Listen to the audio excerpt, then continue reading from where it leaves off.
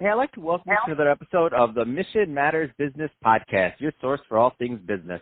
My name is Adam Torres. You can follow me on Instagram at AskAdamTorres to keep up with my book releases, book tour schedule, signings, all that other good stuff.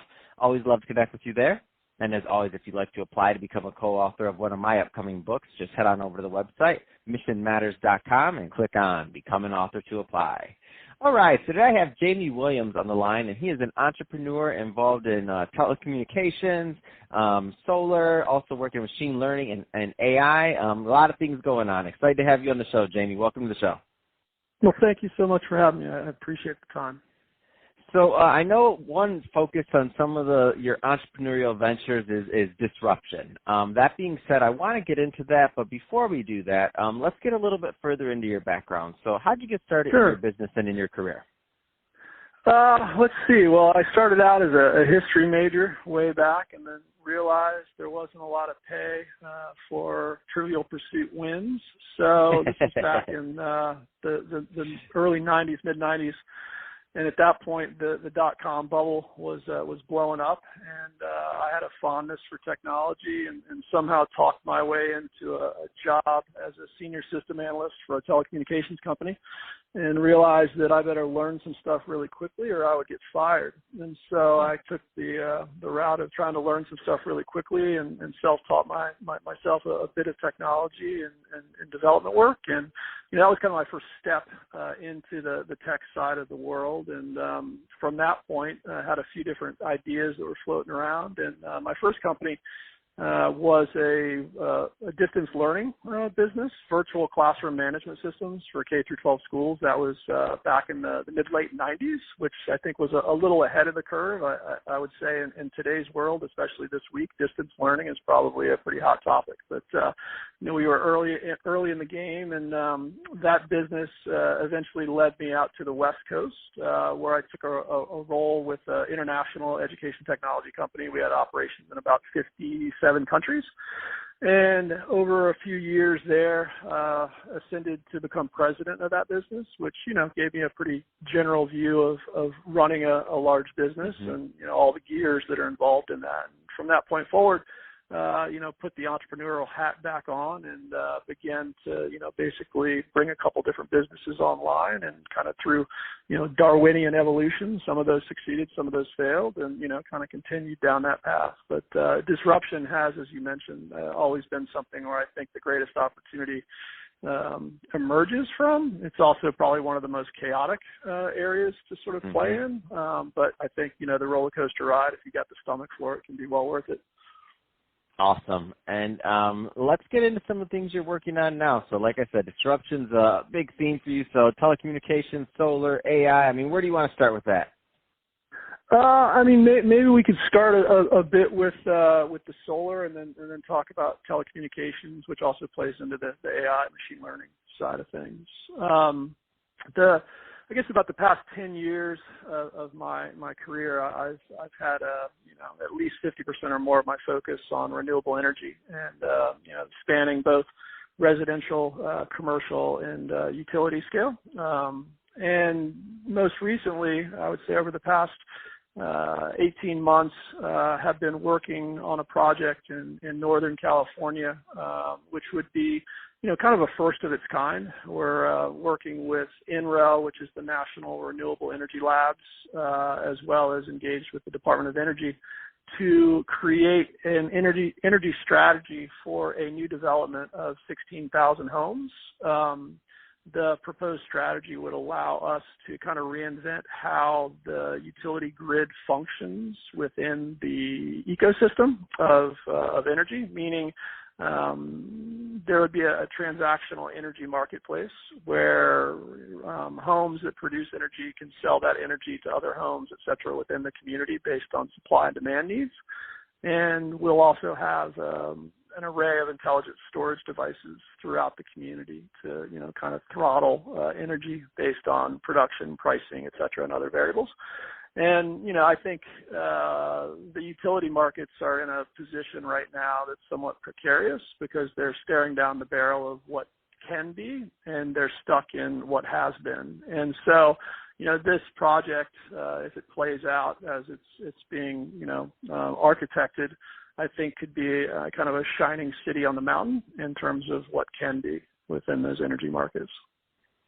Wow, that's super exciting. I can see how that works, and doing it at the scale that you're considering it, I think that's what also makes it interesting because you're partners on that. So it could really change the market for solar. Yeah, well, luckily, I've been able to get a lot of smart people. I would say most of them smarter than I am, to kind of come around the table on this and put their experience, resources, and knowledge into the fold. As I tell some of the individuals, if it wasn't for them, I would just be a lunatic talking about things that could be done. But they can actually help me get things done. So. I'm excited, and it's one of the biggest projects that I've had the opportunity to be a part of, much less kind of drive forward. So every day is different, and obviously, as we all know, this week the world is kind of operating under a new normal, and we're all trying to figure that out. So let's get into what you're doing over on the telecommunications then. Sure. Well, I've always had at least one hand in the telecommunications space, and over the past year and a half, I've had the opportunity to become involved in a couple different businesses that are really putting a stake in the ground. One of which is an intelligent conversational bot technology, basically the ability to train an automated human being, a synthetic agent, if you will, that's able to have communication with callers based on various needs and verticals. So healthcare, et cetera, where somebody could call in and the current coronavirus, we're actually in conversation, seeing how we might be able to assist there, where people could call in and go through a series of questions, answers, and dialogue around symptoms and be routed to the appropriate individual. So we're also seeing that overseas right now, because of quarantine issues in India, et cetera, lots of offshore agent sources are no longer sources. They've been forced to sort of close down, and we've got a technology that allows for the automation of a lot of that through conversational AI with proprietary machine learning underneath that. And then another project which I'm extremely excited about, because it kind of meets a lot of the criteria that I define as what makes a successful company, is a company called Caller ID Reputation. And what Caller ID Reputation does is it fills a void in the marketplace that's been created by the recent policy changes coming out of D.C. I'm sure some of the listeners have probably heard of Shake and Stir, which is a mandate to put an end to robocalling activities across the carriers. And what's happened is the technical implementation of that strategy has swung the pendulum very far in the other direction. And the manifestation of that is, let's say, a university or a hospital or a healthcare system that has one phone number that is projected when their employees make phone calls out to their customers, patients, et cetera. And because of the technical implementation of caller ID tracking, these businesses are being caught in the net. So as we've probably seen on your cell phone, when a call comes in, you'll get sometimes it'll say spam likely or telemarketer, that sort of thing. Yeah. But what's happening in reality is hospitals are making phone calls and it's showing up as spam likely. Universities are making phone calls. Large Fortune 1000 customers, or Fortune 1000 clients, are unable to make contact with their customers. And so the Caller ID Reputation platform is a tool that allows for businesses to load up the caller IDs that they use to make these outbound calls. And we are able to reach out to 8 of the major data aggregators and get a result for that phone number, so they can understand where they're being flagged, why they might be flagged. And then we take the customers through a remediation process where we validate the business and the use case, and then have to engage with those data aggregators that are providing the information that defines a number as being a telemarketer or flagged, or in some cases, some carriers don't even terminate the call, so the call never even goes through. So we're just Wow. sort of seeing, the market shake out based on these changes that have been implemented. And, we're getting a lot of false positives out there in the market. And these false positives don't have any sort of recourse, or they don't know what to do. So from a timing standpoint, I think it's, it's the right tool at the right point in time to kind of solve some problems that are, evolving pretty quickly.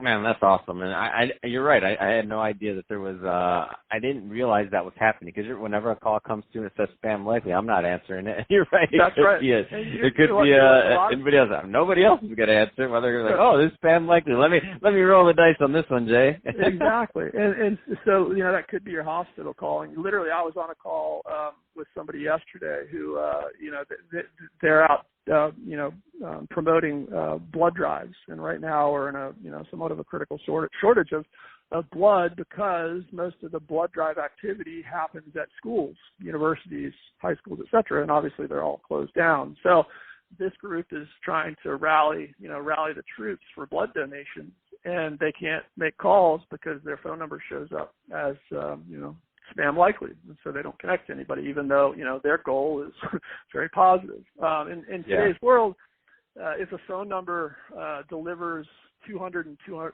250 numbers on a given day, it'll just start getting flagged. Wow, got it. So Jay, first off, I can talk to you about this stuff all day long, but we're just about out of time. If somebody's listening to this and they want to follow up to learn more about any of the ventures you have going on, what's the best way for them to do that?